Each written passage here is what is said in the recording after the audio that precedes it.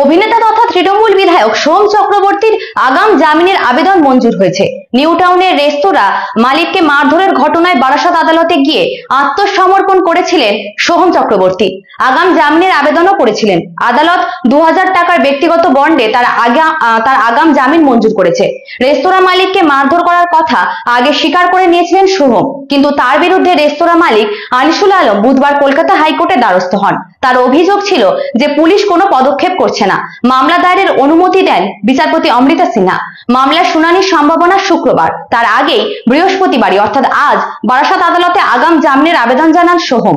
নিজে আদালতে গিয়ে আত্মসমর্পণ করেন। তার এই তৎপরতা দেখে অনেকের মনেই প্রশ্ন ওঠে, তবে কি রেস্তোরাঁ মালিককে মারধরের ঘটনায় গ্রেপ্তারের আশঙ্কা করেছিলেন চণ্ডীপুরের তৃণমূল বিধায়ক সোহম? সেই কারণেই কি হাইকোর্টে মামলার শুনানির আগেই তড়িঘড়ি বারাসত আদালতে গিয়ে আগাম জামিন চাইলেন? বিতর্কের সূত্রপাত গত শুক্রবার নিউ টাউনের রেস্তোরাঁয়। সেখানকার একটি ফ্লোরে শুটিং করছিলেন সোহম চক্রবর্তী। সেই সময় রেস্তোরাঁর সামনে শুটিং ইউনিটের গাড়ি রাখা নিয়ে অভিনেতার নিরাপত্তা রক্ষীদের সঙ্গে বচসা বাঁধে ওই রেস্তোরাঁর মালিক আনিসুলের। তার অভিযোগ ছিল, একটি পার্কিং খালি করতে বললে সোহমের নিরাপত্তা রক্ষীরা তার উপর চড়াও হন।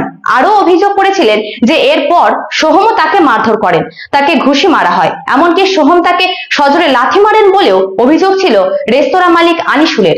রেস্তোরাঁর মালিককে মারধরের কথা স্বীকার করে নেন সোহম। তিনি জানিয়েছিলেন, ওই রেস্তোরাঁর মালিক তৃণমূলের সর্বভারতীয় সাধারণ সম্পাদক অভিষেক বন্দ্যোপাধ্যায়ের উদ্দেশ্যে কটু কথা বলছিলেন, সেই কারণেই তিনি তাকে মারধর করেছেন বলে জানিয়েছিলেন। রেস্তোরাঁয় মারধরের সিসিটিভি ফুটেজও প্রকাশ্যে এসেছে। যদিও তাতে সোহমকে মারধর করতে দেখা গিয়েছে প্রকাশ্যেই। তাতে সোহমকে মারধর করতে দেখা গেলেও সেই ভিডিওর সত্যতা আমরা যাচাই করিনি।